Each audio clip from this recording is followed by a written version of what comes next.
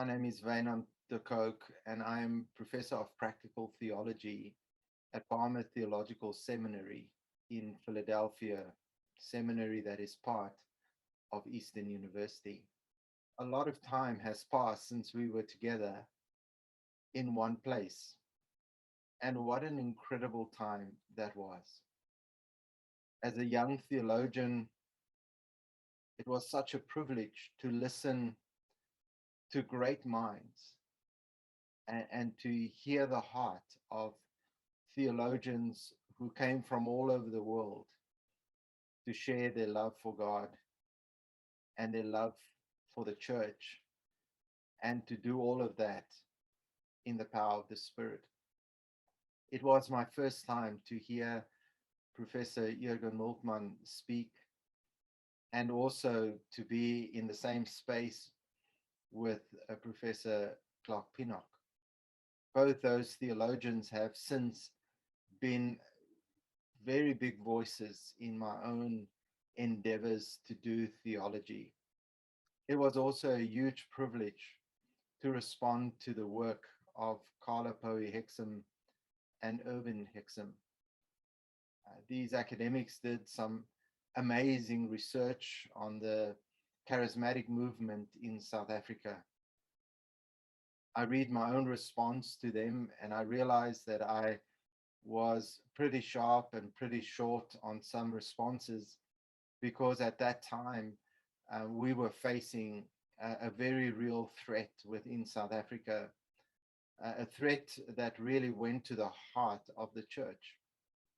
At that time, I was a non-combatant, in fact, non-military person who did not want to participate in the military service that was required of all young people.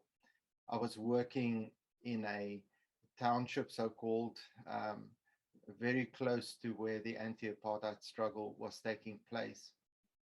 And I noticed how some churches were at the forefront of fighting against apartheid, and other churches, including Pentecostal churches and charismatic churches, were being very quiet or taking a path where it seemed like they were opposed to apartheid, but instead they were just basically enjoying the benefits.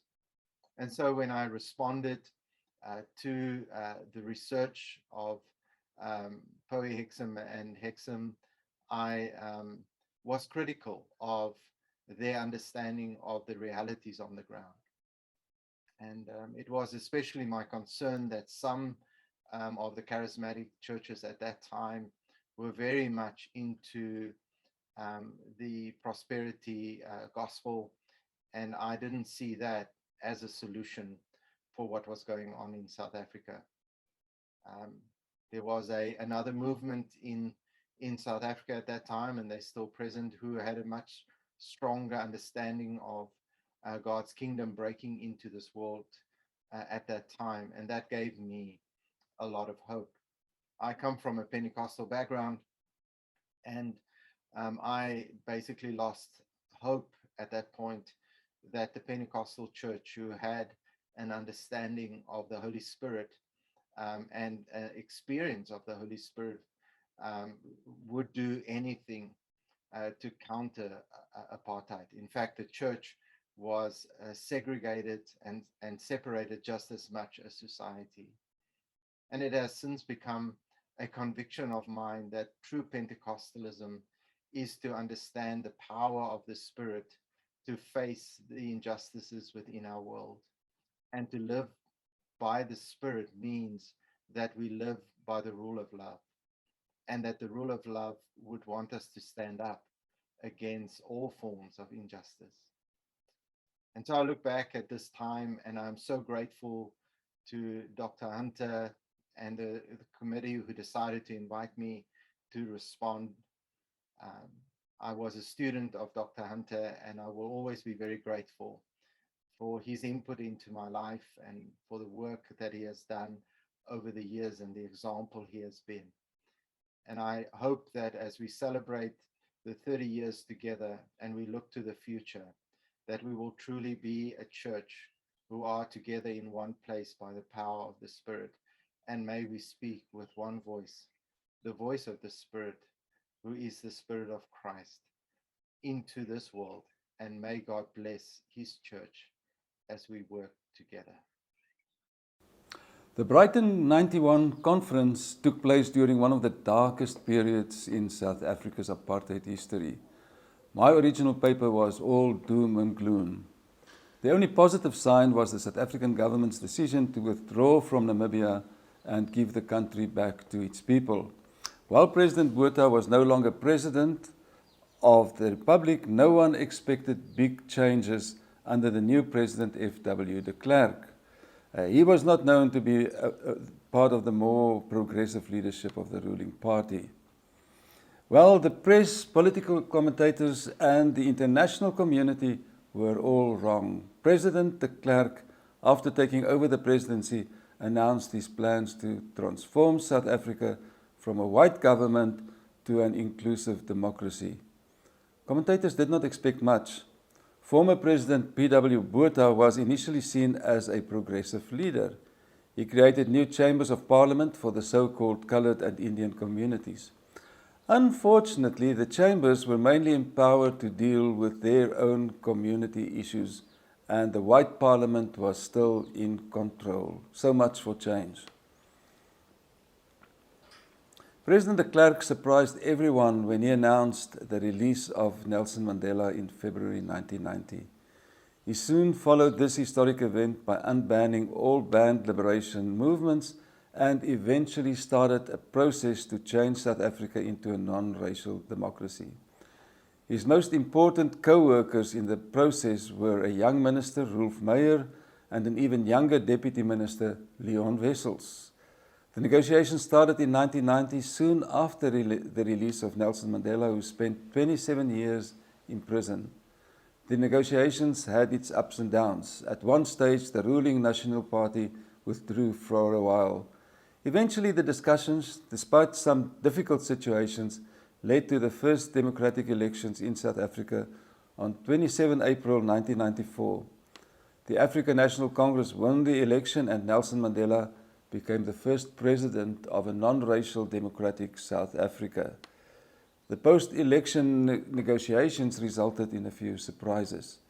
The biggest one was a decision by the ANC and the National Party to rule as a coalition government with former President de Klerk as vice president and President Nelson Mandela as the president. The coalition didn't last long. When the National Party withdrew from the coalition, they signed their own death sentence. The then leader of the party and several leaders joined the ANC.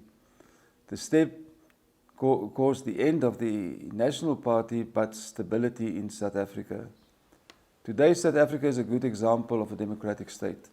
While the ANC is still in power, its votes in the recent regional elections were less than 50%, which opened the gates for coalitions all over South Africa. In the latest regional elections in both South Africa and Namibia, the typical Western pattern of two major parties were replaced by outcomes where several smaller parties did well and worked together to challenge the old liberation movements.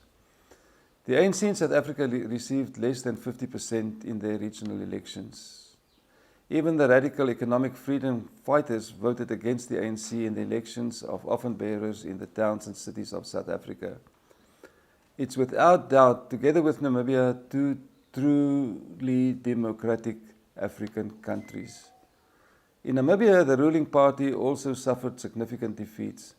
Since the election, the capital, Windhoek, is governed by a coalition of opposition parties. The mayor for the first year was a young academic and leader of a political party, Affirmative Repossession, Dr. Job Amopanda, campaigning mainly for land reform, including development of a system where young blacks can, like the whites of post-World War II, obtain urban land. A young lady of the landless people's movement, whose major policy is to regain the land that the colonial governments took from the indigenous communities in the south, Mayor Sade Governas, is now wearing the mayoral chain in the capital. Both South Africa and Namibia, who suffered more than 100 years under colonial powers and white supremacy, are now democracies, possibly the most democratic countries in Africa. The Brighton conference undoubtedly played a role in the beginning of the negotiations. At least 60 of us who returned home from Brighton were all aware that the 70s were the golden era for change. A new National Party president, 2 young ministers, and a political prisoner who spent 27 years in prison were the unexpected instruments in bringing democracy to South Africa. The Brighton attendants made sure that the papers of the conference were given to the political readers. A small contribution, but one of many streams that ensured that President de Klerk had the support of a significant number of his own constituency, the white electorate. The Brighton group often used the words of a respondent to one of the South African papers, "Nothing is impossible for God." However, everything is not moonshine and roses. In South Africa, the infrastructure is collapsing in several cities and towns. The same pattern, but on a smaller scale, can be seen in Namibia. While that is a concern looking back to the last 30 years, South Africa and Namibia both have the capacity to win the second revolution, the revolution for sustainable development. Let me end on a positive note. Both South Africa and Namibia have functional legislators, and while corruption is a problem, both countries are taking hard steps to root it out. Neither Namibia nor South Africa are without problems and challenges, but both are doing well in creating democratic spirit. Nkosi sikelele Africa. God save Africa. In our world, we ask you to bless and guide our speakers, and that your peace will reign upon us through Jesus Christ our Lord. Amen. Before I introduce the speakers this morning, it's my pleasure just to welcome Cardinal Basil Hume here among us. He's not able to stay for the whole session, but he has just celebrated the Eucharist for the Catholic section. He is the Archbishop of Westminster and the President of the Catholic Bishops' Conference of England and Wales. And I just asked him to stand a moment. I'm very grateful to Cardinal Basil Hume because he has supported this conference wholeheartedly and various questions of ecumenical sensitivity that have to be attended to. And he has been totally supporting me. Thank you very much.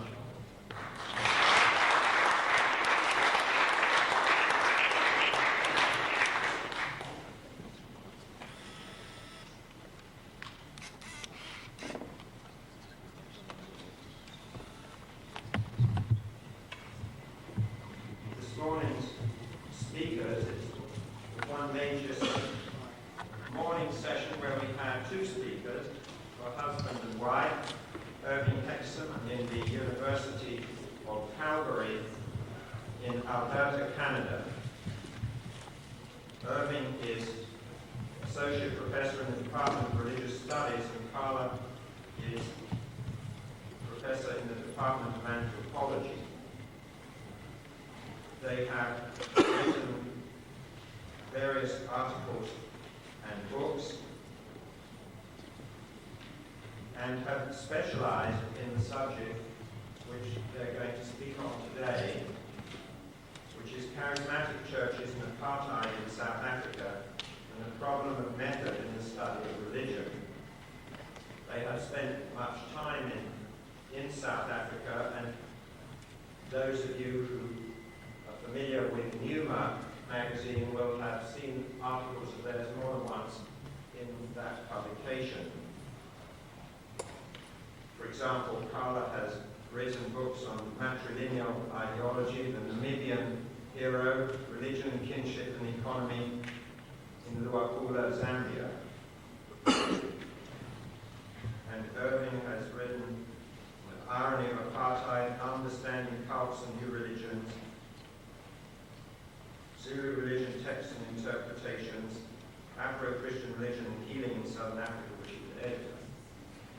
So we are very grateful to have them here with us today, and I invite them to come and speak in the order they choose.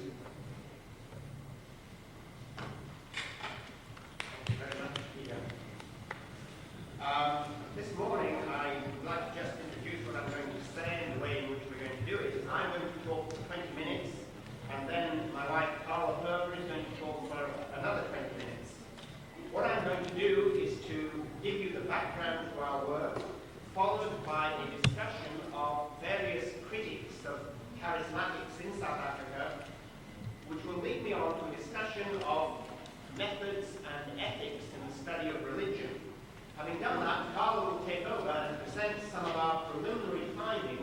research we've been doing on charismatics in South Africa. First of all, then, the background to our research. Both of us are Africanists as scholars, and Carla has spent over 2 years living in the rural areas of Zambia. That was her initial research as an anthropologist, followed by work in the Black Township of Kapchorwa in Namibia. I did my primary research on the relationship between Calvinism and apartheid in South Africa, followed by work on Afrikaner folk religion and then Zulu religion. Both of us have worked on new religious movements in North America. Our interest in charismatic religion arose out of our observations of black religions, particularly new religious movements in Southern Africa, and the similarities between black religious movements and charismatic movements in North America. Then, in 1986, I was invited to accompany the editors of Christianity Today on a trip to South Africa in which they wrote an article, or a large article, about South Africa. And I went along as one of the academic advisors to these journalists. Well, while there, I discovered for the first time the large integrated charismatic churches which were growing up and spreading in South Africa. And I came back and told Carla that we must look at that as part of our research project. So that's how we got into looking at charismatics in South Africa. Okay, I must slow down for translators. Sorry, translators. So we got into looking at charismatics in South Africa out of an interest in the influence of black religiosity on white religion. And when we started looking at this, we immediately encountered a problem. The first thing I was told by my very good friend David Bosch was, you've got to read Faith for the Fearful, because it shows that the charismatics are a bad lot. He didn't quite say a bad lot, but he put it in nice academic language, but that's what it meant. And everyone else I met said, read Faith for the Fearful. So I duly read this book by Moran and Schlemmer called Faith for the Fearful, which indeed did seem to show that the charismatics in South Africa were reactionary. I think the word they use is paranoid, and various other horrible things. Subsequent to that, I read various other books, an article by a sociologist, Mary de Haas, on charismatics, and then a book by Paul Gifford, The Religious Right in Southern Africa. All of them confirm the fact that charismatics are a bad thing, in the words of 1066, and all that, if you're familiar with English history.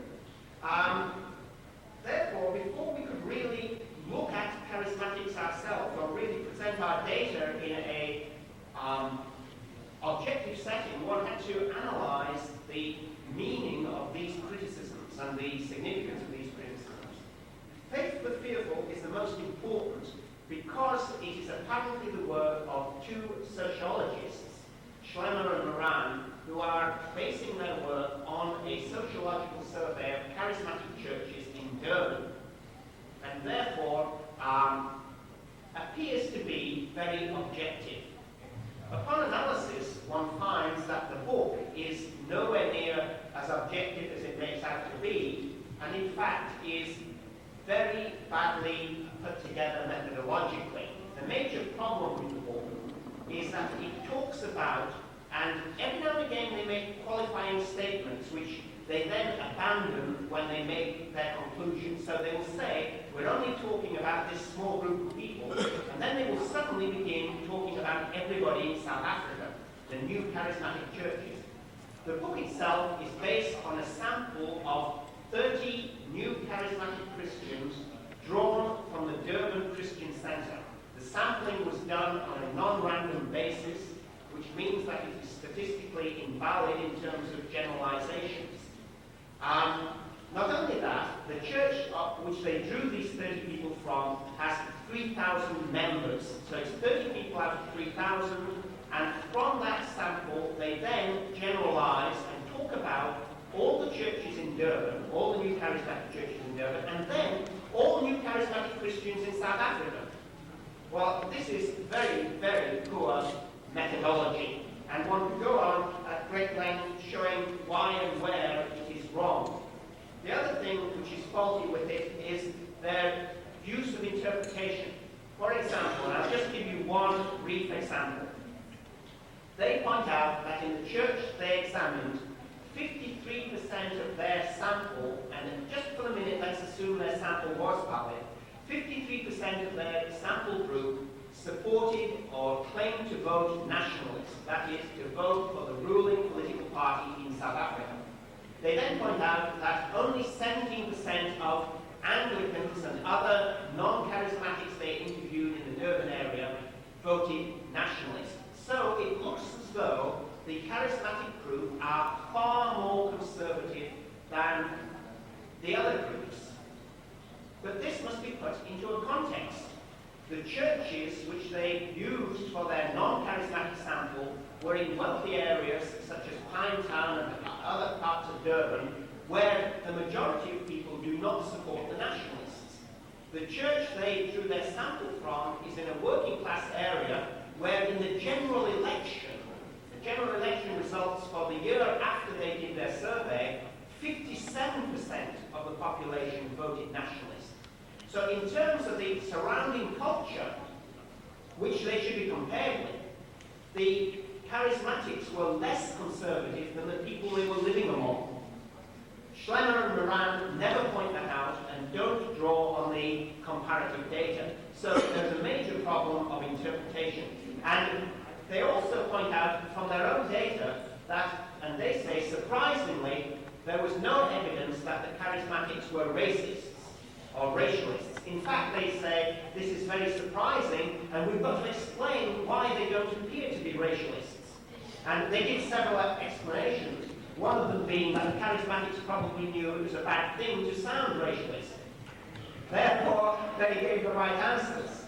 But when you look at the voting figures for the area against charismatic attitudes to politics, I think there is a definite indication that even on the basis of the Schlemmer-Moran study, the charismatics were less conservative, less reactionary than the surrounding culture. Now, this is just a rough indication, but it does show that there's problems with their study. The other, to move on from Moran and Schlemmer, because time is short and the details are in the paper which will eventually, I hope, be published. De Haas is another sociologist who has published an article on charismatics in South Africa and has been widely quoted. Mary De Haas again saying the charismatics in South Africa are reactionary. When one reads the original article, though, one finds that she did no empirical research and based her entire article and conclusions on 3 newspaper articles. Well, that is not sociological research, and for her to be quoted as a sociologist saying that the charismatics are a bad thing is just totally ridiculous. A more serious attack on the charismatics comes from Paul Gifford in his book, The Religious Right in Southern Africa. This is a book published by the University of Zimbabwe Press of 118 pages. Now this looks rather devastating until one looks closely at the book. Out of those 118 pages, exactly 17 deal with Southern Africa. All the rest deal with charismatics throughout the world, and to rather parody Gifford, but he does say this, the charismatics are a CIA plot, and he draws a lot of his material from left-wing American radical publications about charismatic groups in Latin America. This is not a study of charismatics in Southern Africa. When Gifford talks about charismatics in Southern Africa, he draws very heavily on Moran and Schlemmer and also Mary De Haas. And then into that, he throws a few observations of his own, actually 6 interviews with people connected with the Reinhard Bonker Crusade in Harare.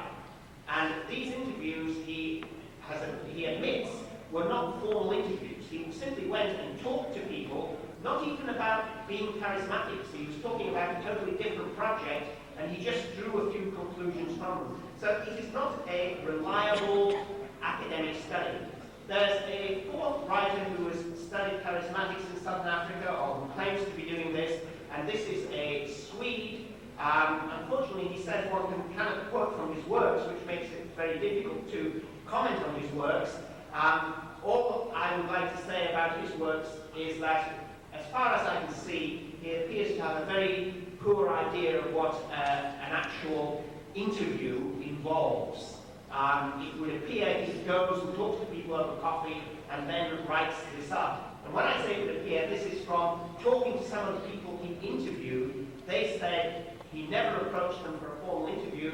He was around, he had coffee with them, and then later on he writes it up as though he's done a formal interview. That is very poor scholarship. So there is a problem with the scholarship, the existing scholarship on charismatics in South Africa, which needs to be addressed.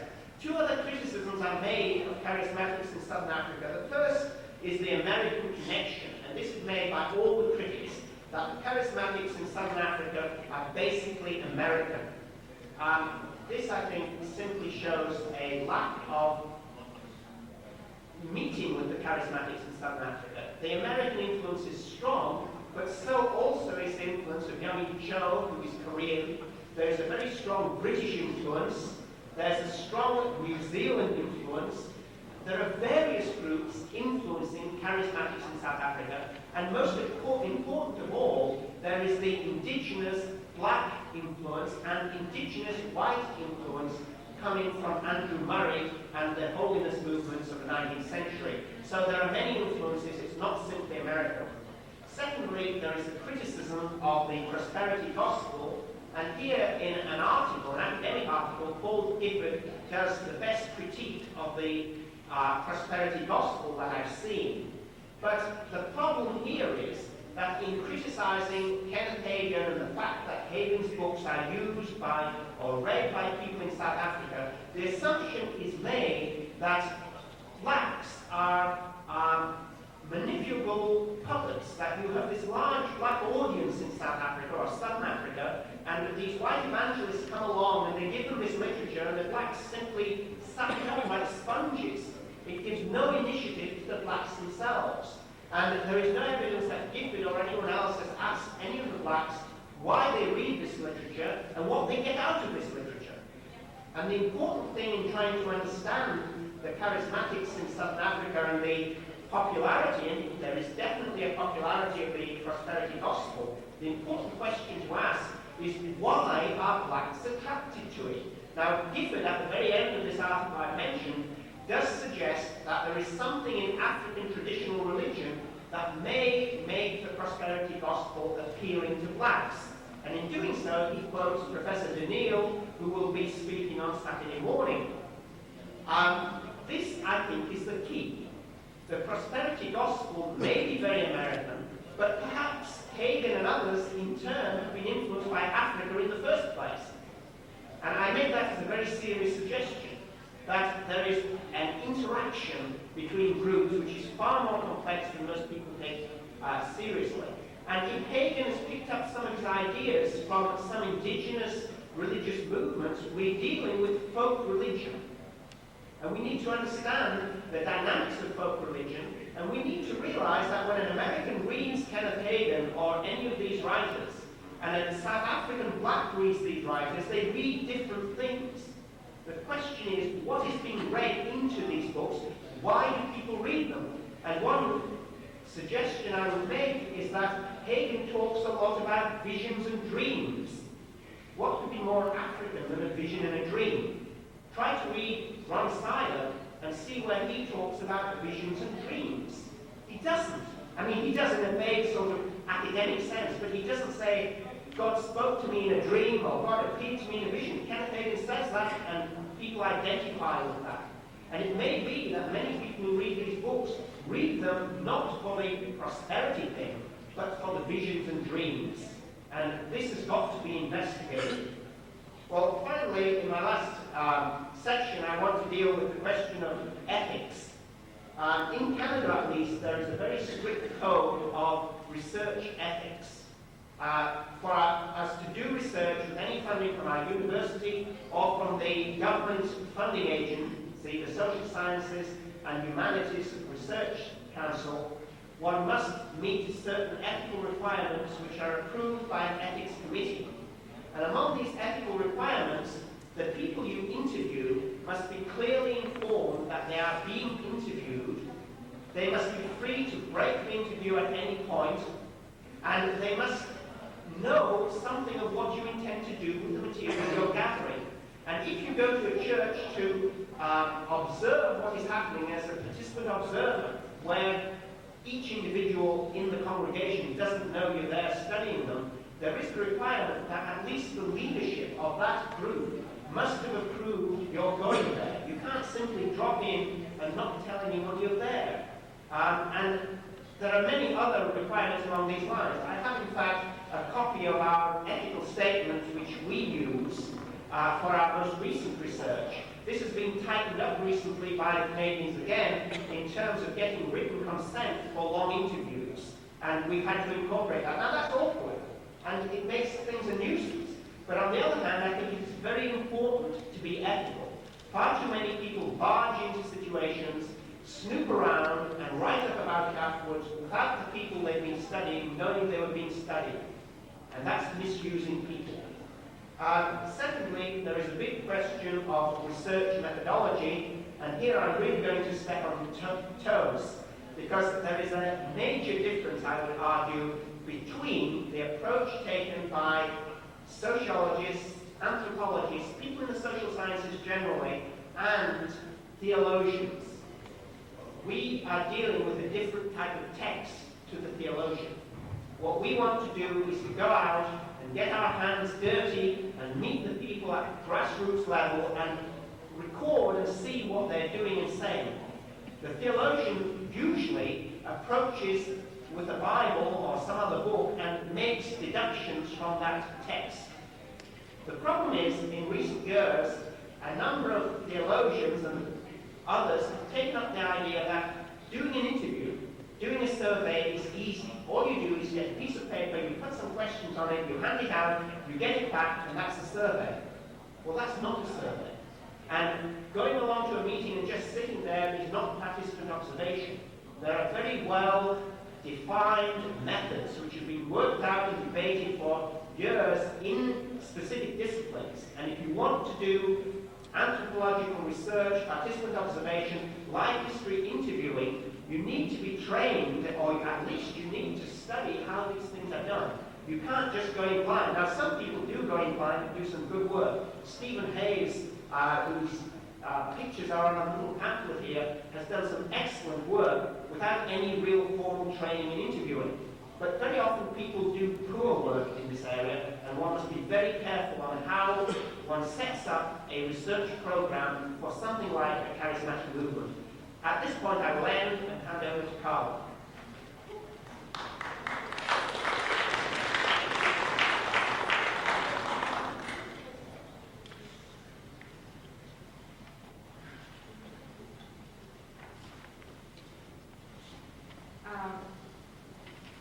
Irving has, of course, the gift of the God, whatever the expression is, and I am not gifted along those lines.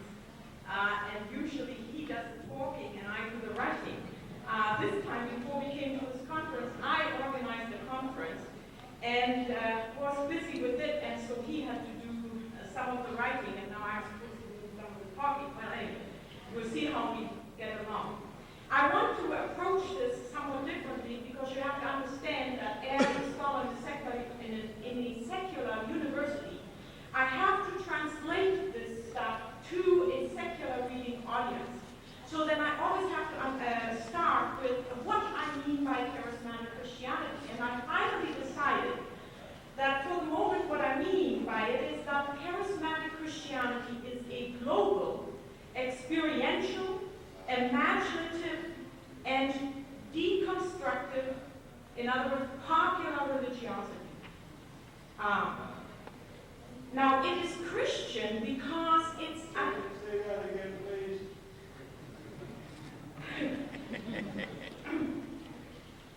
Oh boy, I'm going to have problems, because if I can't talk according to my rhythm, nothing's going to come. But you heard it all this morning when Carrie Wynand spoke, so what I'm saying is just a secular version of what he said, and he said it very well. It's a global, experiential, imaginative, deconstructive, popular religiosity. It is Christian because its adherents accept the dialectical relationship between personal experience and scripture, or personal experience and the first century Christian schema. It is experiential in the sense that the human being experiences God directly through science. And this experience involves all the senses. In other words, perception, sense perception is very important to charismatic Christianity. All you need to do is talk to grassroots people about their vision, and they felt God, God touched them, they saw God, they heard God, etc. It is imaginative because charismatic Christians interpret the universe, or they see the universe as a universe of signs, S-I-G-N-S, signs, through the use of especially what I call the receptive imagination. That is, if you distinguish between analytical and receptive imagination, obviously charismatic Christians use the analytical imagination like everybody else. But I think the outstanding feature here is the receptive imagination. That is, they emphasize visions, prophecies, dreams, etc. It is deconstructive in the sense that charismatic Christianity is an attack on logocentrism, on the centrality of reason in Western thought. It does not deny reason. Charismatic Christians are, once they've had their vision, and then comes the program. Once they've had their experience, then comes the program. They're very reasonable. They can also be very unreasonable. We've had those experiences. But we embrace the failures of the charismatic world, the fakers and the swaggers. We embrace them because we must see human failure. Otherwise, we forget that it is possible. It is an attack on logocentrism, on philosophy and theology for opting only for reason when the human being is clearly constituted of sensation, emotion, intuition, intellect, and, as I said, imagination. It is postmodern, and I prefer to say it is both pre- and postmodern, because it regards the whole universe and history, be it personal, national, or cosmic, as consisting of signs. And signs are current manifestation of the creative activity of the Creator. And in that sense, the emphasis in charismatic Christianity is on metonym rather than metaphor. But that's academic. Okay. The Holy Spirit opens the person to experience life as he has not experienced it previously. There must be some kind of a breakthrough, and that is its hope. It breaks through some of the even narrow mental boundaries. So charismatic Christianity is often a walkout, and in South Africa early on it was a walkout from both apartheid on the one hand and violence, and the violence alternative on the other hand, and it satisfied in that sense no one, but it is a walkout. The person breaks through his apartheid prison and experience by experience begins to accept his black, his so-called colored, etc. neighbor, and the black, who has no longer much of a reason, or didn't a few years back, begins to break through his own bitterness to accept the whites. So change in the charismatic world comes through experience, not through program, at least not through program first. And I think where most people are disappointed with charismatic Christianity and think it is not moving fast enough, especially since it emphasizes signs and wonders, is because they expect a program right away, like liberation theology. But that is not charismatic Christianity. I've even interviewed scientists in South Africa, and I was amazed, and some of these are truly great scholars, amazed that even they moved to a charismatic independent church from the Dutch Reformed state, experience by experience. And that's what it is. And then afterwards set up programs according to whatever their visions are. And the major task of charismatic Christianity ends up being change in culture, which is also, for most people, not vigorous enough. So the question is, what has it done in South Africa? And here one must look at, first of all, the diversity of churches.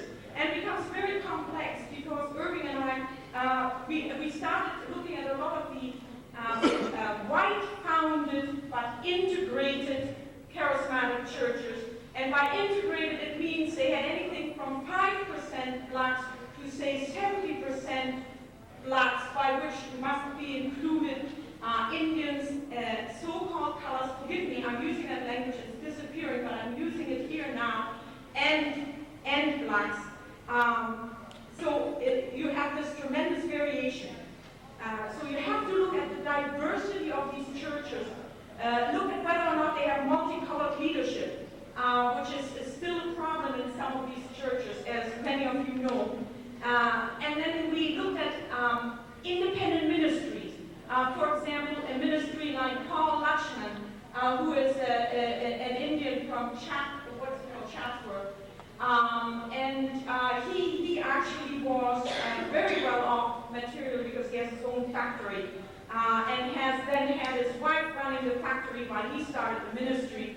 And he has a ministry with Kolisan, who told us was first converted by Rainer Bronke, and with Newberry. So here's Lakshman, who is Indian, Kolisan, who is black, and Newberry, who is so-called colored.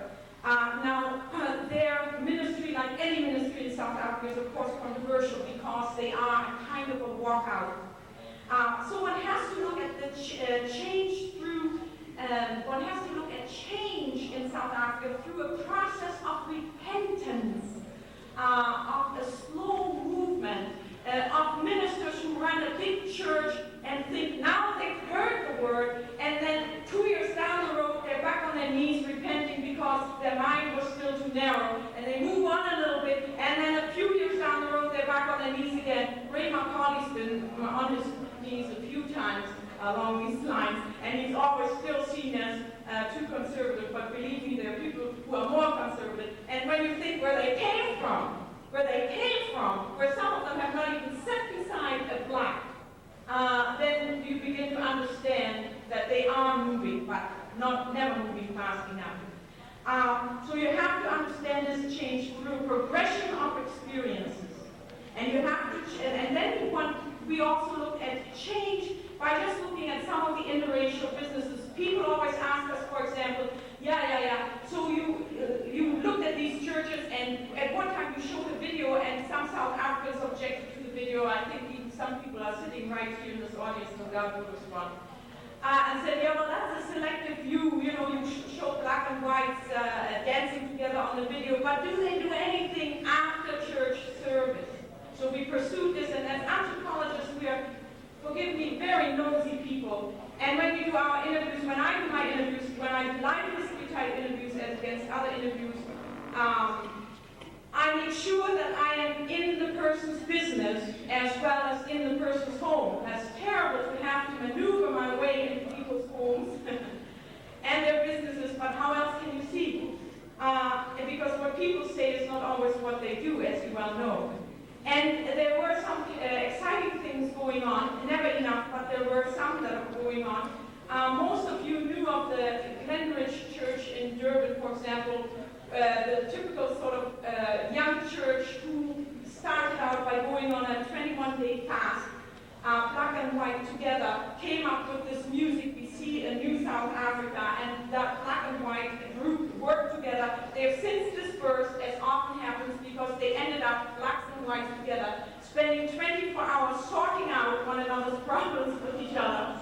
This often happens when you first create these black-white groups. They sit around and they argue out their problems.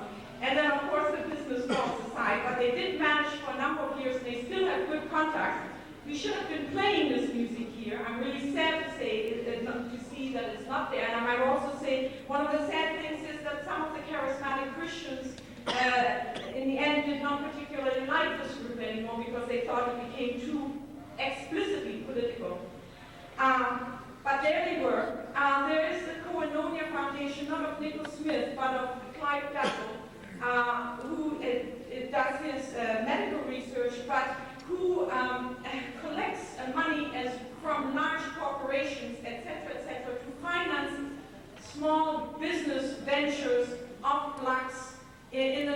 budgets, and when we were with him, there were constant deals going in. Black ministers would bring in people from their congregation who would discuss business, how they could raise some capital to buy sweaters to go and sell, buy bicycles. They also worked on a small shopping center and so forth. So there were restaurants started by black and whites together. And Derek Morphew at one time ran a business with a black partner or so-called colored partner and so forth. So there are these kinds of business ventures that go on. And the other thing that one must look at when you do research is study things like prophecies in the church and intercessory prayer.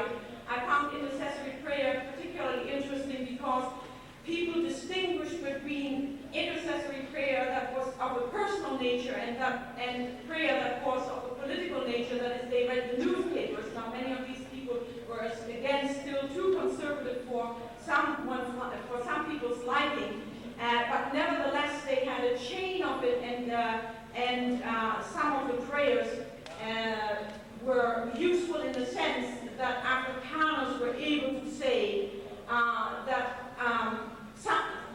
when they think about their sins, they can only weep.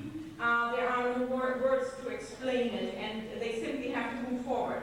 Anyway, now let me just look quickly at, we did 267 questionnaires, survey-type questionnaires. Some were lost in the mail. They had to be mailed to us later on. We couldn't take everything with us, and then we did 166 live history-type interviews.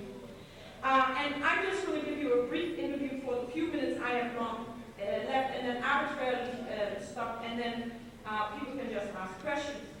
Now, for support, when it comes to support of parties, political parties, and where these Christians stood politically, region is a better predictor than charismatic Christianity, because actually they were all over the political spectrum, but of course most of them were in the sort of liberal moderate area, some conservative, some ANC, even in 86 and 87, but region was definitely the better predictor. And so actually the weakest support for the National Party was in the Cape. Only 5% of the charismatic Christians we surveyed in Natal it was at 18%, and the strongest support for the National Party was in the Transvaal.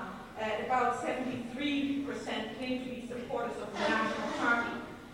In the Cape, later on, the Democratic Party was popular, while many people in Natal admitted to having no political preference and being confused. Now, I must say that to me, the support even of the Democratic Party, as well as the 54% who said they were confused, especially in Natal, is the kind of walkout theme. Do you know what I mean? They weren't satisfied with any of the politics. Their rhetoric is always more conservative than their behavior. I think if you study charismatic Christians, you have to distinguish between rhetoric and behavior. Because in terms of rhetoric, they always sound more conservative, especially when Americans send their social, what is this now? Not social justice, but their social concerns. When Americans want charismatic Christians to become more socially oriented, that's not like liberation theology, unfortunately. That means they get worried about, family homosexuality and so forth. And while that is a sound worry in South Africa, that is not the major worry. So those kinds of influences are not too useful, as you can well understand. Now, there were almost an equal number of Conservative Party supporters in the Cape, about 8%, as in the Transvaal, about 9%. In Natal, support for the Conservative was the weakest at 5%, and in fact, in Stellenbosch, it was actually the lowest. Stellenbosch was always the exception to charismatic Christians. We interviewed there, and we gave questionnaires. Were always sort of the exception, most liberal, and that church was very interesting because it had about 30% upper class and about 35% working class, and then sort of middle, whereas most of them have more middle class. But with middle class, you have to be careful again, because Durban Christian Center has, say, 70%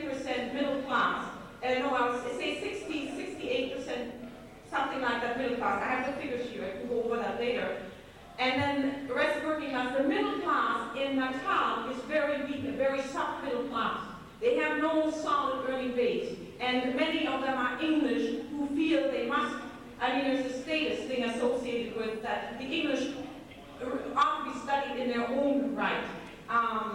You have the odd sort of upper class black who calls himself upper class. Most of the blacks and so-called colors call themselves working class.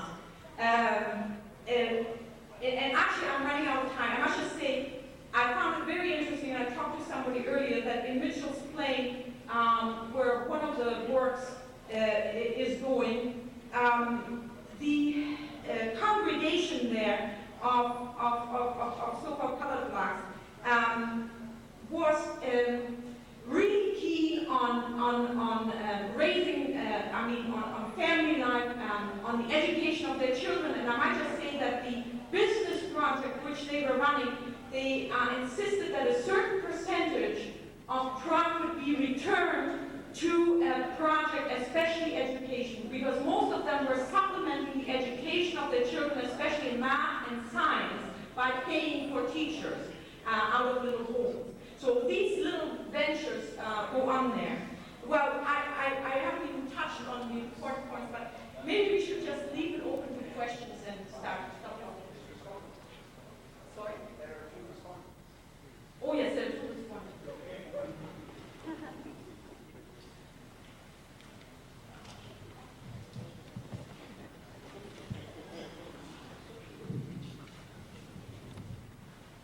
As thought was given to how we should best spend our time together, it was eminently clear to me that this unique body could not get together without having some consideration of the issue of apartheid in South Africa. And I appreciate that Hexham's giving us a point of reference to work on this topic. Our 3 respondents will take us further into this, and should have ample time for a good, lively discussion that would be a benefit to all of us concerned. If I may, respondents, introduce you all at one time, and you can in turn, please. I appreciate it. We start first with Dr. Robert Bates Anderson, well-known professor of history at Wagner College. He has been particularly important to Pentecostals and as charismatics as well, through publication of his dissertation through Oxford University Press entitled Vision of the Disinherited.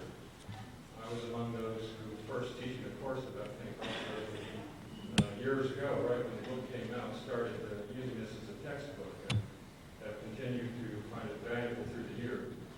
And when I had Society of Pentecostal Studies in 1983, I wasn't quite sure how he would feel about coming, and I contacted him, and I was so very happy when he showed up and participated, and has been participating in a variety of activities like that since. We value his work greatly and appreciate him being with us. Then we'll follow Dr. Wynand. I have a special interest in Dr. Kock, he and I were together at Church of God School of Theology some years ago, so I've been quite keen to follow his work and ministry. As a member of the Full Gospel Church of God in South Africa, and I visited him there 2 years ago, I was quite struck by the fact that part of his response to the apartheid crisis was to take on the responsibility of teaching at, again, using words that we hope will soon be only a memory, the colored Bible school for his denomination, and teaching a bit at the University of Western Cape, having contact with OSAC and Tutu and others at that time. And so in his church, he was more or less treated like a colored rather than a white, since he's an Afrikaner. I felt something of the dilemma that he was living through when I went there. And I see him moving on now as a pastor of an integrated congregation, Pentecostal, an academic dean, the school that is listed there that is also academic, partly the vision of the Ashermans that goes in South Africa would know about. He has publications forthcoming as a gifted scholar that will make a great contribution to the movement. Dr. Nico then comes, as I heard him describe in correspondence with me and in a conference the other day, from post-apartheid Namibia. He has an outstanding record of accomplishment, both in the church side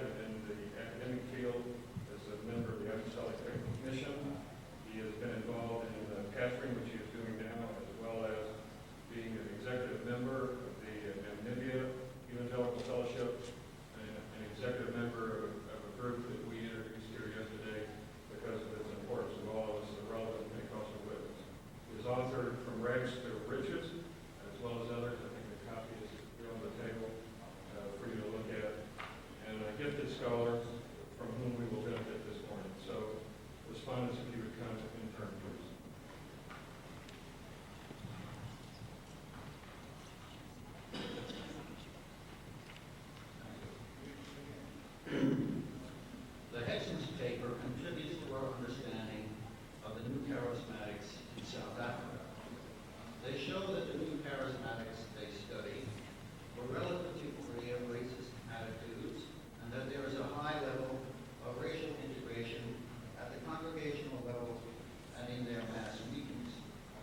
In these respects, the new charismatics appear to have a markedly better track record than most other religious communions in South Africa. Eliminating racist attitudes and creating social occasions for friendly contact between blacks and whites, Indians and so-called coloreds are important and indispensable in the struggle against racism. Insofar as the new charismatics have furthered these goals, they are to be commended.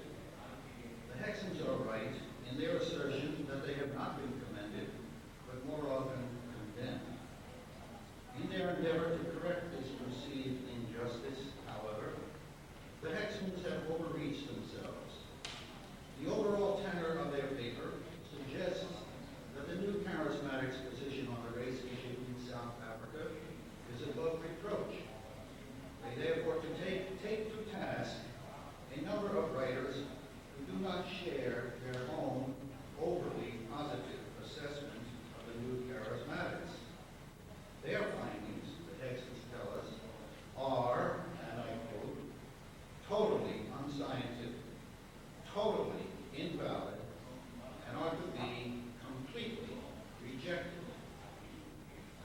We do not have here a dispassionate, accurate statement of what the writers really said. There is little attempt here to weigh and analyze their evidence and reasoning. Of course, there is room for criticism of these writings, but not for wholesale rejection. The Hexhams avoid any real engagement with the arguments of these writers by impugning their motives, their honesty, and their competence. The effect on the reader is surely the opposite of what the Hexhams intended. The Hexhams are concerned with defending the new charismatics, by which I take it they mean the preachers of the gospel of wealth, against the charges of racism. In this they are beating a dead horse, since, as they themselves acknowledge, these writers have not made that charge. The Hexhams, however, assert that they implied it. To deal with this issue, we must distinguish between individual racism and institutional racism. Individual racism is a matter of belief, attitude, and interpersonal relationships. Institutional racism involves laws, customs, and structured social relationships. What is most surprising about this paper is that the authors, who are certainly well acquainted with sociological and anthropological theory, do not appear to have recognized this distinction, at least in this paper. They say that the statement, "Martha is oppressed by the demon of apartheid," is more forceful and dramatic than talk about the evil structures of South African society. Quite true. Quite true. But the first statement defines racism as an individual problem that can be solved by individual and supernatural means, exorcism, while the latter defines racism as an institutional, social problem requiring social solutions, that is, collective action to effect institutional change. The central issue, then, is institutional racism, and the Hexhams have not addressed that issue. While the evidence is not unambiguous, I believe that the Hexhams are right that the new charismatics are not individual racists, or at least no more so than others, and perhaps less so than most. But however successful the new charismatics may be in dissolving individual racism, that endeavor, commendable as it is, can never solve the problem of institutional racism. First, because the majority of South Africans are not likely to achieve the charismatic experience. And second, because even if they did, that would only strengthen institutional institutional racism by ameliorating its ugly personal effects. It would make it work better. On the issue of institutional racism, the evidence is overwhelmingly weighted against the new charismatics. Every writer on the subject I know of, except the new charismatics themselves in the Hexes, has concluded that the effect of new charismatic teaching is to bolster institutional racism in South Africa and to undermine resistance to it. This is not only the conclusion of non-charismatics, but of some Pentecostals and charismatics as well. The most forceful statements on this are the documents Evangelical Witness in South Africa and the Relevant Pentecostal Witness, both signed by many charismatics and Pentecostals, whose criticisms are much better than my own. I recommend you all read those. It is a self-criticism by Pentecostals and charismatics. It is not that the new charismatics have been the only collaborators with institutional racism in South Africa. To some extent, all the churches in South Africa have been, in the pointed phrase of Via Vicencio, trapped in apartheid. What distinguishes the new charismatics is their failure to recognize or acknowledge their complicity in the institutionalized racist system and the absence of any condemnation of that system. The new charismatic preachers claim to be non-political and teach that Christians should not be involved in politics. It is worldly and it is futile because the world will only grow more evil until the second coming. But these teachings constitute a political position. They are a political position. In saying we can and will do nothing to change the existing power relations, they are accepting, if not endorsing, those that exist. They preach that God commands obedience to governmental authority, but never consider whether the government in South Africa is unjust, racist, and ungodly, and whether in such circumstances we ought to obey God rather than man. And their gospel of wealth effectively equates Christianity with the exploitative, racist capitalism of South Africa. This all adds up to an unrestrained, practical endorsement of the status quo, a racist status quo. In times of crisis, kairos, like those in South Africa, for the formal end of legal apartheid would not bring an end to either individual or institutional racism. In such times, there are no real neutrals. Those who claim neutrality are, in fact, the reserved forces of the status quo. Those reserves are thereby denied to the forces of change and weighed in a balance against them.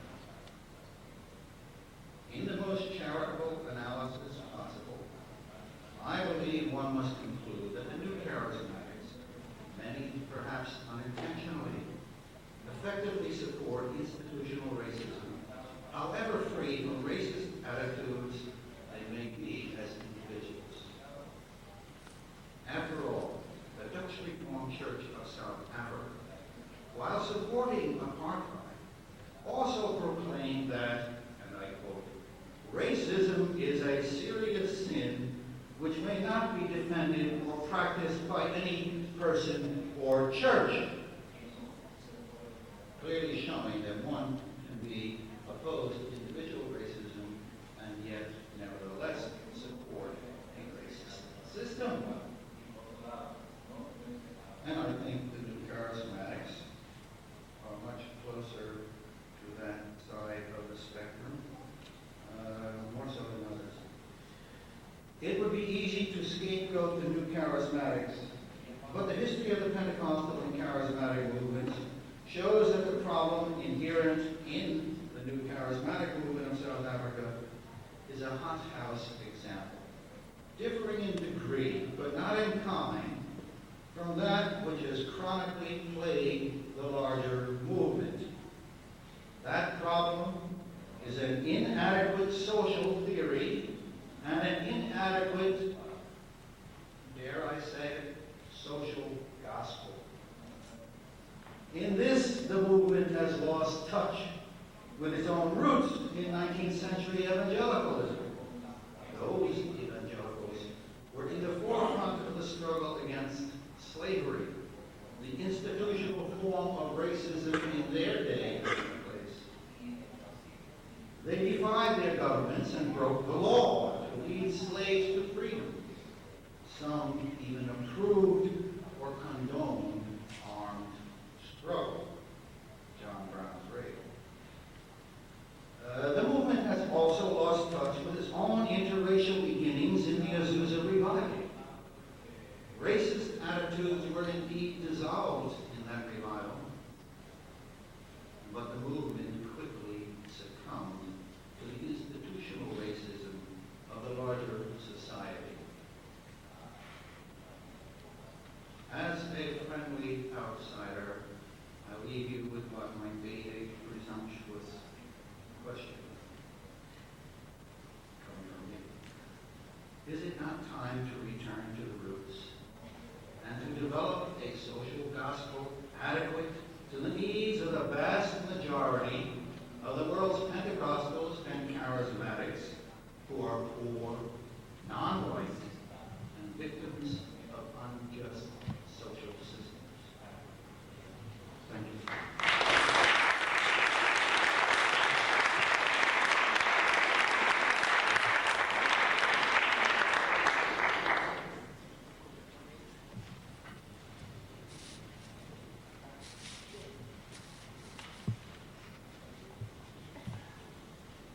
It is a great opportunity for me to be able to respond to this paper.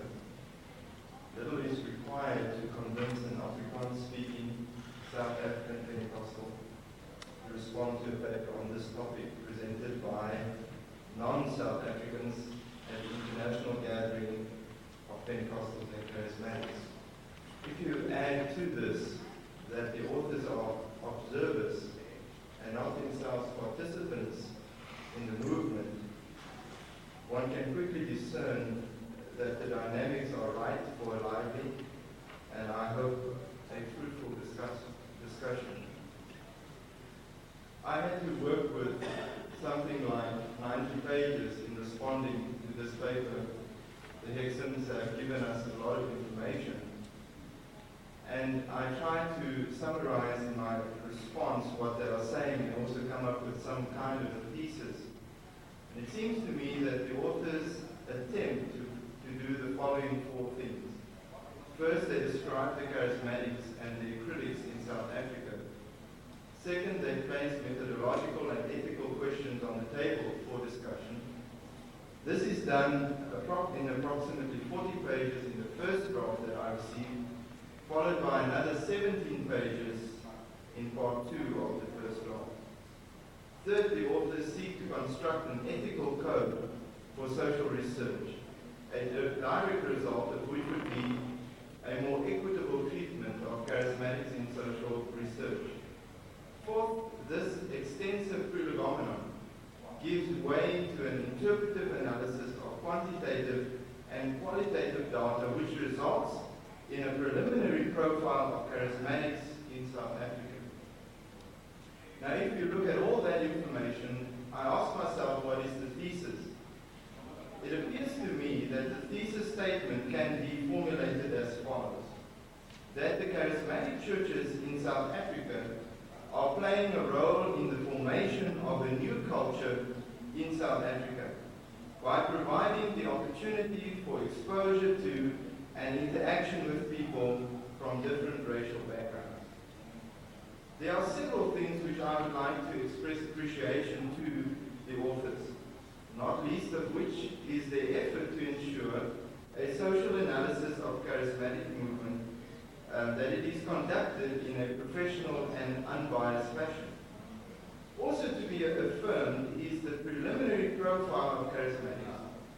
based on my experience, is generally true. Unfortunately, time constraints prevent me from identifying additional constructive aspects. Rather, I believe that it will be more profitable to identify the areas of major concern or areas where I want to push the discussion a little bit further.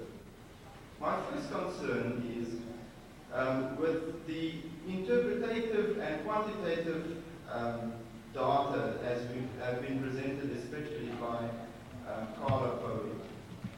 First, I must admit that I'm a bit puzzled that in the otherwise extensive discussion of the geographical distribution of charismatic churches, the authors are strangely silent about the charismatic movement in the Orange Free State. They speak about Cape Town, they speak about Transvaal, they speak about the Natal. But they don't refer to the charismatic movement in the Orange Free State, a province in South Africa which is significant both in size and its ethnic composition. It is apparent from their paper that they are aware that there is a strong charismatic fellowship in Bloemfontein, the capital city of Orange Free State, of whom the pastor of this fellowship is Johan Malta. And my argument here is that the authors leave out this part of South Africa because here they will be dealing with Afrikaners in an Afrikaans context. And my contention is that Afrikaners in an English setting will be more liberal than Afrikaners in an Afrikaans setting. We can speak of detribalized Afrikaners, which I'm one of, and tend to be more liberal in my thinking. But place me in an Afrikaans setting and I would tend to be more conservative. It appears that the context of Orange Free State is not taken into consideration in this study.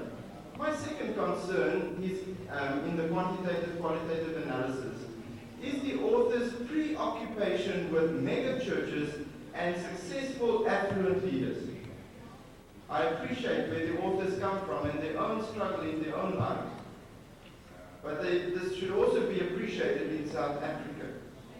We are never told why mega churches are apparently considered to be representative of the movement and why smaller fellowships are excluded from consideration. Such an approach, in my opinion, tends to skew the analysis from the very beginning. This is in part due to the fact that large churches, mega churches in South Africa, are often not community-based, not involved in grassroots activities, because they draw their constituency from all over the city. It would be interesting to know how such mega churches would compare with smaller community-based fellowships regarding social involvement. In a similar vein, the author's limited leadership sample comprised primarily either of privileged whites or blacks who were able to break through the middle-class barrier also presents a problem. In their paper, they refer to a black millionaire, and that is not easily found in South Africa. They are really scarce. We would say as scarce as hunaplanne, which means as scarce as chicken with teeth. This procedure is flawed in that it excludes from consideration the voices of those who have not traditionally been allowed to speak, but from whom we have so much to learn. I believe this paper perpetuates the myth that when one has heard from the leaders in position of privilege, one has heard from the people. I believe it is time for us to hear what the people of South Africa says. I believe it is time to hear what those would say who live in the townships, how they feel about the charismatic movement. Not for us to go to suburbs and find out what blacks in suburbs are telling us about the charismatic movement, But it is important for us to hear what the people in the townships are saying. I believe we've got to get down to grassroots. Still another weakness of the qualitative-quantitative analysis is the author's failure to identify the difference between the two main groupings of charismatics in South Africa. If the researchers had pushed further on this topic, they would have discovered that the two groups in South Africa, the two charismatic groups, are less compatible than what they assumed. We find two groups in South Africa, the IMCC, standing for International Fellowship of Charismatic Churches, and Christians Ministry Network, and I will abbreviate it as IMCC and CMN. The opinion of Dr. Morphew, obtained in a personal interview that I had with him, demonstrates this point. And let me just say at this point, I'm a practical theologian, and we also do interviews. Morphew remarks that the IMCC and CMN could not work under the same umbrella since there are three differences. One, theological. IMCC is theologically in line with Kenyanism, he said, while CMN is more in line with the evangelical tenets of faith. CMN is also being influenced by John Wimber and Terry Burgo. Morphew recently even criticized the IMCC by placing them within the Kenyanist tradition and writing a book entitled The Spiritual Spiderweb, a study of ancient and modern Gnosticism. He also states that the IMCC tends to be more dispensational in its eschatology, and here I concur with Dr. Major Anderson. While the CMN, due to Virgo's influence, tend to be more kingdom theology orientated. Politically, they also disagree. The IMCC align itself with the powers that be. If the government is conservative, the IMCC tend to be also more conservative. If the government is more progressive, the IMCC moves with them and go onto their knees and pray and do the necessary confessions. Structurally, the IMCC churches tend to be more hierarchical, Morphew says, while the CMN is moving away from this position. Because the researchers failed to distinguish between the two groups in this way, they also failed to see that the groups may respond differently to the South African context. It would be very interesting to know what is the actual eschatology of the two groups. How does it affect the praxis, the socio-political involvement of these two groups? What are the political affiliations of this group? I'm of the opinion that the members of the CMN group is more involved in grassroots social action than IMCC. The final concern that I need to raise is maybe a concern that is about the whole paper in general. I would like to make an observation about the relevance of the paper as a whole.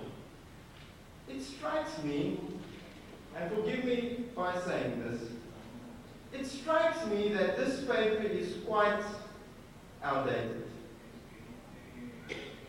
A primary reason for this is that the research concerns itself only with charismatic churches in South Africa prior to 89. But we have lived light years in South Africa since 1989. We live in a terrain that has changed almost daily. I would lift up two events as examples. First, on February 2nd, 1990, President F.W. de Klerk informed the country and the world of his intentions to dismantle apartheid. An event that caught even the liberation movement, and I was teaching at UWC at that time, the liberation movements and the churches off guard. The second example of change was the Rustenburg Conference, which brought all churches together At this conference, churches, including the charismatic churches, confessed their sinful participation in apartheid. It is significant to note that a joint confession of sin was made by the two charismatic associations, and I will read this confession in conclusion. We recognize our guilt in that our opposition to apartheid did not go far enough, nor was it effectively expressed. Our statements and convictions were often not put adequately into practical action. As a result, we were often silent when our sisters and brothers were suffering persecution. We confess that our silence in these areas was in fact a sin, and that our failure to act decisively against all forms of apartheid made us party to an inhuman political ideology. We therefore confess our failure and repent of our sin and declare our complete rejection of all forms of racism and the evil and unjust system of apartheid. Please forgive us. Further, as part of the family of God, we declare our resolve to play an active and positive role in ensuring that all people will receive an equal opportunity to take part in all forms of political, economic, and social life in post-apartheid South Africa. I believe this confession implies that the contribution of the charismatic churches is less in their own eyes than the authors would suggest. In all fairness, may I say in conclusion, to the presenters of the paper, to Drs. Hexam, Hexam and Dr. Hexam, that I believe it is important for us to acknowledge that it is difficult to do research as strangers in a land where people are strangers to each other.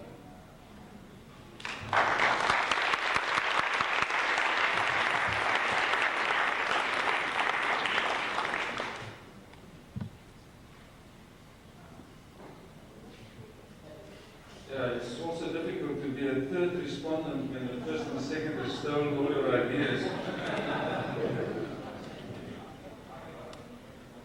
The translators will have to note that I will deviate from my paper quite a lot since many of the things that I've got here has been said. Just one note before I begin. This is in connection with Dr. Boer's reference to the charismatic movement as a walkout from the apartheid society. Now, I know virtually hundreds of people who walked out from the Pentecostal churches to the charismatic churches, and none of them walked out because of apartheid. None of them that I know of. So I would suggest that this is a little overstatement. Let me begin by saying that I also appreciate the fact that the political caricature of the charismatics, both by academics and mainline churches and spread by the press and oral tradition, was quite rightly so proved to be often very unjust. I have personally dealt with the unscientific methodology of Lawrence Never in my book From Rags to Riches, and with Gifford's efforts in a newspaper article in Bill in July 1990. However, there are issues, I believe, that need further attention. First of all, generalization, of which Wynand Kock has already said a lot. Let me just add one or two things. If you look at the charismatic scene in South Africa, you would notice that, in my view, that you mainly have two groups of churches. One which we would call multi-racialist churches, where you have blacks attending, perhaps even in high percentages, up to 70%, as they have said, but without adequate black leadership in it. Secondly, we have in South Africa what we call non-racial churches. Now, my observation is that the non-racial churches mostly come from what we might call the kingdom theology group, relevant theological groupings. There are indeed some excellent non-racial churches and communities in South Africa. Amongst them, Covenant Community at Busweni, Somerset West, where Kobus Swart has managed to create a non-racial church in the real sense of the word, with 2 black pastors and several other blacks heading sub-departments. Dave Peters Church in Natal and several others are also good examples of non-racialist churches. However, the multi-racialist church of the so-called IFCC folk is often, more often than not, although you would have a great amount of black people attending and even being members of it, more often than not you will find that there are very few black leaders. I believe that the reason for the difference between the two are based, as Wynand and Kock has already stated, in their theology. When concerned evangelicals and relevant Pentecostal witness met with IFCC and Christian Ministries Network after the Rustenburg Declaration, the progressive Pentecostals and evangelicals soon noticed the theological difference between the two streams. One delegate observed afterwards that the IFCC people are moving towards non-racialism and political justice in spite of their theology, while the Restoration people are coming to grips with their own theology and the political consequences of it. Alan Scotland of Covenant Ministries agrees with this conclusion. When the apostles and prophets of Covenant Ministries moved into socio-political action, they were severely criticized by their South African-related churches. However, when they came to understand the consequences of the reign of God and the life of the kingdom, most of them got involved in social and political questions. It seems, in the light of this, inappropriate to quote Derek Morphew and other restorationist theologians when you are dealing with the political role of the faith churches. I would suggest that the term charismatics is far too broad to discuss the influence of theology on a political system like apartheid in South Africa. Another aspect of the paper that needs to be mentioned is the lack of reference to the growing non-denominational charismatic churches under black leadership. Now, I apologize for saying this. I know they've mentioned Paul Lutchman and others, but the paper that I received didn't have that aspect in it. Joseph Kobo's Life from Africa Ministry is one of these movements that is worth taking notice of. Kobo is a former cadre of Nkontu Wisiswe, meaning the sphere of the nation, the military wing of the ANC. Although Kobo has loose relationships with many charismatic groups and is also part of Christian Ministries Network, he is very critical of the theology and practices of white charismatics. The scientific research of the charismatics and their political and social views can never be complete without at least a peep through the eyes of black charismatics like Joseph Kobo. Now, secondly, I want to look to the image of white charismatics in the eyes of black progressive Pentecostals and charismatics. The problems that the concerned evangelicals and the relevant Pentecostal witness had, and in some cases still have, are well documented. To save time, I shall only briefly mention some of it and refer the eager scholar to some writings by RPW. Let's start with the right-wing image of charismatics in South Africa. The fact that Moran and Schlemmer and Gifford and others overstate their case does not mean that there are no ground in the accusation that right-wing politics influenced some of the charismatic churches and that charismatic movements have often in the past participated in right-wing politics. Morrison Blah points to the fact that Rhema, the well-known charismatic church of Raymond Corley, and other charismatic churches played an active role in CASA, well-known right-wing Christian group in South Africa, but dealt with the right-wing image of Gaza in an article in Friday Club, 26 January 1990. Both the relevant Pentecostal witness and the evangelical witness in South Africa point to the right-wing language of the charismatics and evangelicals. They fought communism in the same way as the pre-declarants did, as an anti-communist ideology. They concentrated on personal sins and never addressed corporate sins like racism and oppression. The theology of the charismatic churches is the second point that I would like to address. Now, the Hexhams argue that the prosperity teaching is compatible with the African worldview, if I understand them correctly.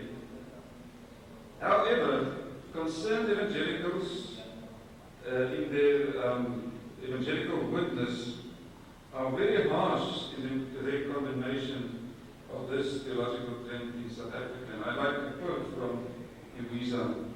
We are concerned that some of these groups are blatantly capitalistic and materialistic. They preach the gospel of prosperity, claiming that this blessed capitalism is from God by faith if one believes the scriptures, confesses them and claim possessions, material desire. What a false god of materialism. This sounds like real idolatry, mammon. Concerned evangelicals, page 92. Now, I'm not sure if I heard the Hexhams correctly, but it seems as if they are saying that the prosperity gospel is not only popular but commonly accepted amongst blacks in South Africa. I would place a big question on that. The fact is that all the relevant political parties amongst the blacks are more socialistic inclined than capitalistic. And I would agree with Wynand and Kock again that their findings are possibly based on a very narrow group of blacks in the South African society. Relevant Pentecostal witness links up to the Azusa Street revival and God's involvement with the poor and oppressed to prove that the prosperity gospel has no place in Pentecostal or charismatic thinking. I refer you also to an article by Yabela Poorda in Azusa, Volume 1, Number 1. It must be stated that Reverend Corley has moved miles away from his initial right-wing image.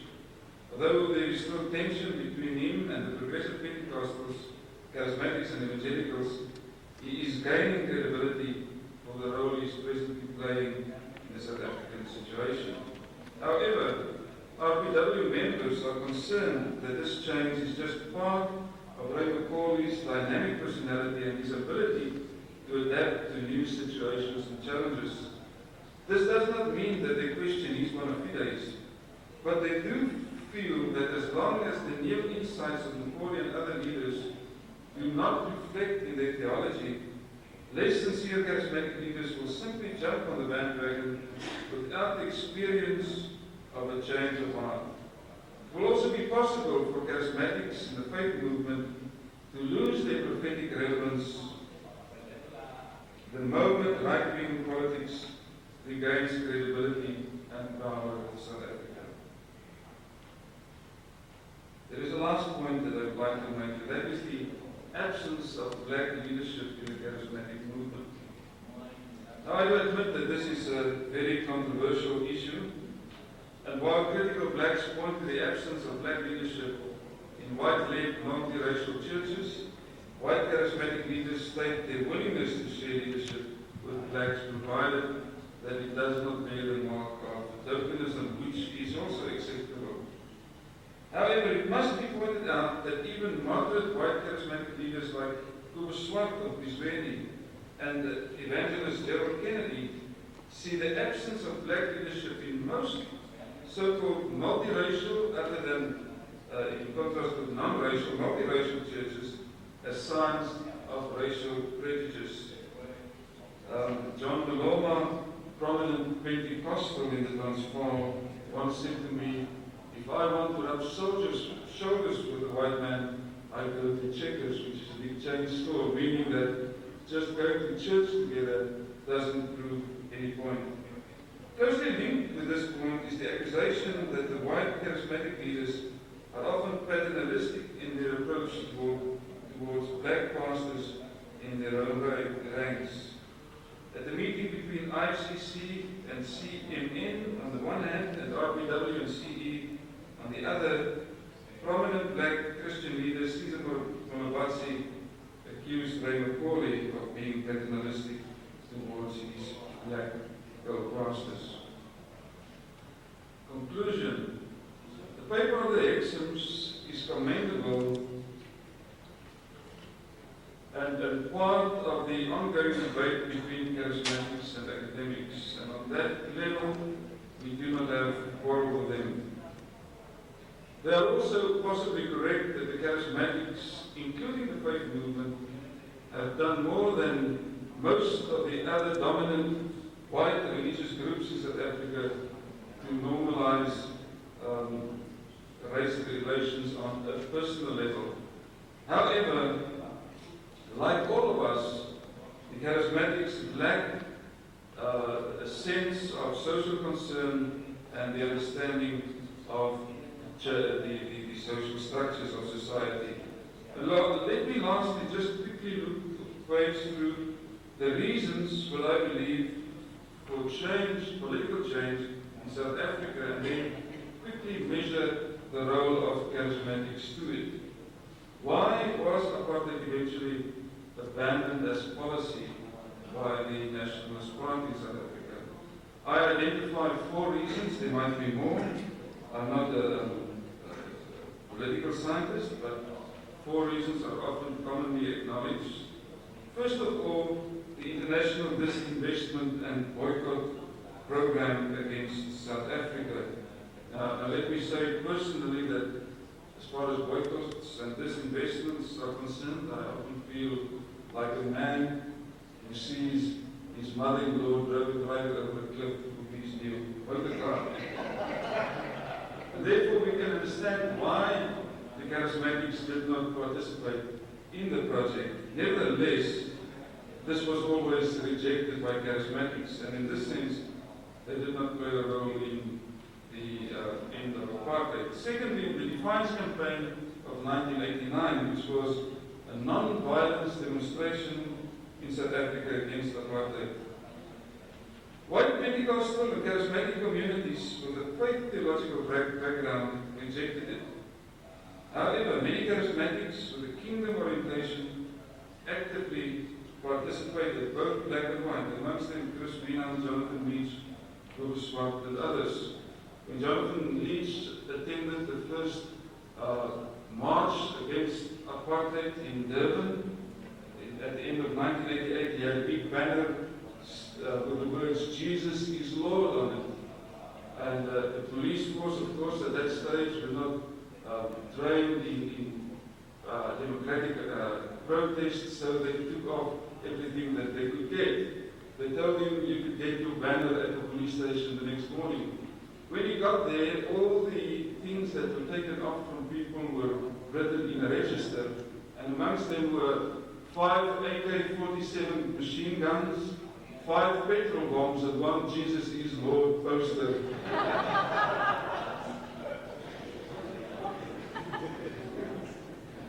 Thirdly, another reason that, or another fact that contributed to the eventual end of apartheid was the independence of Namibia. To my knowledge, no charismatic or Pentecostal group actively worked towards the independence of Namibia or supported the move towards it. Fourthly, very important, a change of heart by the government.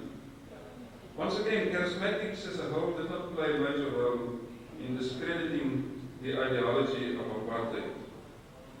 First of all, the participation of charismatics in CASA. In November 1989, remember just 3 months before the airport making speech of the Klan, CASA visited the Klan. At that stage, he wanted unconditionally to unban political parties unconditionally. Kaza urged him not to do so until they forsake violence. The clerk wanted to place a moratorium on capital punishment. Kaza asked him to keep it intact. The clerk wanted to repel the state of security unconditionally. Kaza urged him not to do so until all violence had stopped. The clerk wanted to repel all apartheid laws. Kaza was satisfied to ask him to go on with reform. Also, as far as the old so-called ideology of communism was concerned, charismatic, as I've said, fought it in the same way as the government. The last point that I would want to make is and this is really my last point, the charismatics also helped to keep the apartheid ideology intact by adhering in many ways to the civil religion of South Africa, just like all the other churches. I refer you to a letter written by Rema Church, an open letter to Rema Church to President Botha at the height of the state of security, in which they said, and I quote, "Mr. President, we believe, like the Americans, that our president is a man of God, wanting nothing else from their country than to believe God and trust